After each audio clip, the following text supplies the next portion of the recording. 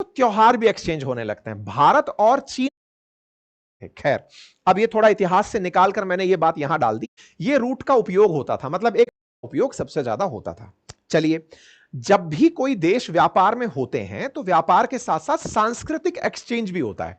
For an example, आज हमारे देश के अंदर जिंगल बेल बजने लगता है। दिसंबर 25 आती है तो संता ऐसा लगने लगता है कि संता ने तो भाई साहब भारत में श्री कृष्ण जन्माष्टमी की तरह ही त्योहार का रूप ले लिया है, जबकि वास्तविकता में ये क्रिश्चियनिटी को रिप्रेजेंट आपके देश में कर रहा है।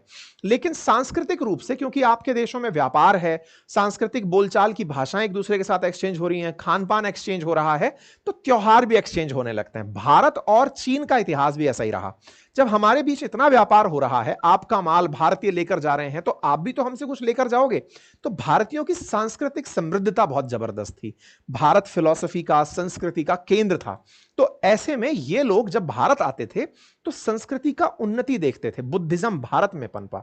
बुद्धिज्म की वजह से आपने यहां से बुद्धिज्म की विरासत ली और उसे लेकर के चाइना गए। तो चाइना में जो बुद्धिज्म है वो भारत से गया हुआ ही बुद्धिज्म है। तो कहते हैं कि बुद्धिज्म का प्रसार भारत से निकले हुए बुद्धिज्म का ही वहां हुआ था। चीन के अंदर हान वंश के सम्राट हुआ करते थे मिंगती, उनके समय में इसका व्यापक प्रसार हुआ था। वो कहते हैं उनको सपने में यह बात आई थी कि गौतम बुद्ध के उनको दर्शन हुए और उन्होंने अपने दूतों को भेजकर भारत से बौद्ध भिक्षुओं को बुलवाया, बौद्ध ग्रंथ को मंगवाया कि यहां लेकर आओ, इन्हें हम पढ़ेंगे, और यहां पर बौद्ध धर्म की स्थापना हुई। चौथी शताब्दी में फिर फाइयान और छठी शताब्दी के उत्तरार्ध के अंदर युवांग च्वांग जो है वो भारत भ्रमण पर आए और तो यहां से बड़ी संख्या के अंदर भारतीय ग्रंथों को लेकर चले गए और चाइना के अंदर बड़ी संख्या में उन्होंने धर्म का प्रचार प्रसार किया। और दुनिया में यह बात बहुत सत्य है कि भारत ने लोगों को सांस्कृतिक विरासत दी है, हमने लोगों को जीवन शैली दी है, हमने लोगों को फिलॉसफी दी है, समझने की शक्ति दी है, जो कि सबसे ऊपर का श्रेष्ठ चीज माना जाता है। कहा जाता है कि इंसान में और जानवर में अंतर क्या है, कि इंसान सोच पाता है, और सोचने में जो फिलॉसफी है, ये एक्सट्रीम थॉट है जीवन जीने की, वो भारत में विकसित हुई है और इसका हमें प्राउड होना चाहिए। लेकिन वही बात है कि आज का जो हमारा समय है, जो भौतिकतावादी समय है, उसमें हम विलासिता को अपनी प्रेरणा मानते हैं। खैर, फिलहाल के लिए अगर मैं उस डेटा को जिसे प्रधानमंत्री ने कोट किया है उसे आपके साथ लाने का प्रयास करूं, तो आप इसे यहां देखें। इंडिया और चाइना का जो डेटा है वो हमें मिला है कंसुलेट जर्नल ऑफ इंडिया जो जेद्दा में है उसकी वेबसाइट से, जहां पर प्रधानमंत्री का यह कहना कि एक समय पर भारत और चीन दुनिया का आधा व्यापार रखते थे, वो आधी जीडीपी रखते थे। उस फिगर को आप यहां से ऑब्जर्व कर सकते हैं। मिलियन डॉलर में अगर हम बात करें, जीडीपी इन मिलियन डॉलर, तो आप सन 1700 की अगर बात कर रहे हैं तो इंडिया 90,750 मिलियन डॉलर का जीडीपी था, तो चाइना 82,800 मिलियन डॉलर का जीडीपी था। टोटल दुनिया 3,71,000 मिलियन डॉलर का है।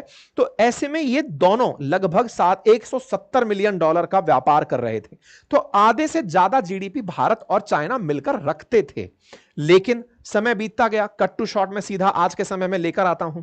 धीरे धीरे लोगों के बीच में, अच्छा, भारत और चीन के बीच की जो जिस तरह से सांस्कृतिक विरासत ने दोनों को करीब किया, सांस्कृतिक कारण ही थे जो दोनों के विवाद का भी बड़ा कारण बने, जिसमें तिब्बत के अंदर जो कन्फ्लिक्ट ऑफ तिब्बत है, जिसको लेकर के दलाई लामा का भारत आगमन बड़ा वजह माना जाता है। तो उस चलते भारत और चीन के बीच 1962 की जंग हुई। और रिसेंट अगर मैं सीधा टू द पॉइंट लौट कर आता हूं, अदरवाइज ये बहुत लंबा सेशन हो जाएगा, तो ऐसे में जो गलवान वैली इंसिडेंट हुआ, ये दो बड़े ऐसे इंसिडेंट्स हैं जिसमें भारत और चाइना के बीच में तलवारें खिंच गई। खैर, अभी की बात यह है कि 2020 के बाद से लेकर 5 साल बीतने के बाद का जो समय है, उसमें दोनों देश एक दूसरे के साथ फिर से आने का प्रयास कर रहे हैं, और प्रयास करके हम लोग फ्यूचर ग्लोबल इकोनॉमी बनाने का प्रयास कर रहे हैं। इस बात को लेकर के जब चाइना से पूछा गया कि प्रधानमंत्री ने आपके बारे में कुछ अच्छा बोला है, तो चाइना ने भी इसमें बड़ी उम्मीद जताई, और चाइना के विदेश मंत्रालय की जो प्रवक्ता हैं, उन्होंने इस बात को बहुत पॉजिटिव रिमार्क के साथ लिया। कहा कि भाई, ये हमारे लिए पॉजिटिव है कि भारत चाइना 75वीं जो दोनों देशों के बीच की डिप्लोमेटिक रिलेशंस हैं उसकी एनिवर्सरी को मनाने के लिए आगे बढ़ रहे हैं, और इस तरह की सकारात्मक सोच प्रधानमंत्री रखते हैं। भारत और चीन का जो ये 2000 साल से अधिक का रिलेशन है, अगर आगे आने वाले समय में ये सकारात्मक रूप से आगे बढ़ता है, तो इससे चिंता इन्हें होगी। क्यों चिंता होगी? क्योंकि ये हम सबको एक साथ हड़काए पड़े हैं। इन्हें लगता है कि आजकल इनके पास में कोई जादुई चीज आ गई है, जिसके चलते ये पूरे टाइम चाइना को धमका रहे हैं, फिर कहते हैं भारत को कि रेसिप्रोकल टैरिफ लगाता है, भारत तो टैरिफ किंग है। तो ऐसे में टैरिफ वॉर के चलते चाइना को जिस तरह से ट्रंप ने हाल ही के समय के अंदर बार बार टैग किया है, क्योंकि उसे फिर से डर है कि चाइना फिर से पुराने इतिहास की तरफ लौट रहा है, वापस उतना ही समृद्ध होता जा रहा है। भारत को आवश्यकता है कि इस कालखंड को समझे और चीन के साथ आगे कैसे बढ़ा जा सकता है, उससे हम क्या सीख सकते हैं, मेक इन इंडिया को कितना व्यापक बनाया जा सकता है, दुनिया के लिए हम सप्लाई चेन सिस्टम को कैसे बड़ा कर सकते हैं, भारत कैसे मैन्युफैक्चरिंग हब बन सकता है। भारत को बहुत सी सीखें चाइना से सीखने की है, और साथ में रहते हुए अगर हम ये सीखते हैं तो ये अपॉर्चुनिटी भी है, क्योंकि चाइना और भारत को ट्रंप द्वारा वास्तविकता में एक दूसरे के नजदीक लाया जा रहा है। क्यों? क्योंकि ब्रिक्स नेशंस को यह कहते हुए कह देना कि अगर आपने डी डॉलराइजेशन की कल्पना की तो मैं 100% टैरिफ लगा दूंगा, तो यह भारत और चाइना के लिए एक अवसर की तरह है, और भारत को इस अवसर को आगे सकारात्मक रूप से देखना चाहिए। लेकिन हां, भारत और चाइना के ट्रेड में जिस तरह की असमानता है, भारत ट्रेड डेफिसिट में रहता है चाइना के साथ व्यापार करके, आवश्यकता है कि हम उसे कम करें।